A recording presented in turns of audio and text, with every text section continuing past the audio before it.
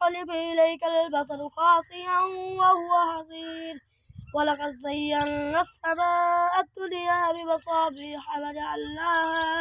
وجعلناها رجوما للشياطين وأعتدنا لهم عذاب السعير وللذين كفروا بربهم عذاب جهنم وبئس المصير إذا ألقوا فيها سمعوا لها شهيقا وهي تفور تكاد تميز من الغيظ كلما ألقي فيها فوج سألهم خزنتها ألم يأتكم نذير قالوا بلى قد جاءنا نذير فكذبنا وقلنا ما نزل الله من شيء إن أنتم إلا في ضلال كبير وقالوا لو كنا نسمع أو نعقل ما كنا في أصحاب السعير فاعترفوا بذنبهم فسحقا لأصحاب السعير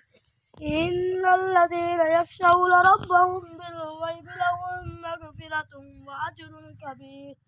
وأسروا قولكم أو اجهروا به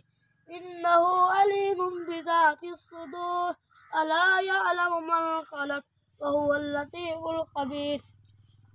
والذي جعل لكم الأرض ذلولا فامشوا في مناكبها وكلوا من رزقه وإليه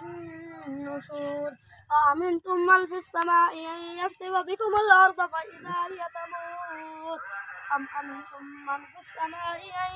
يرسل عليكم حاصبا فستعلمون كيف نذير ولقد كذب الذين من قبلهم فكيف كان نكير أولم يروا إلى الطير فوقهم صافات ويقبضن ما يمسكهن إلا الرحمن إنه بكل شيء بصير أمن هذا الذي وجند لكم ينصركم من دون الرحمن إن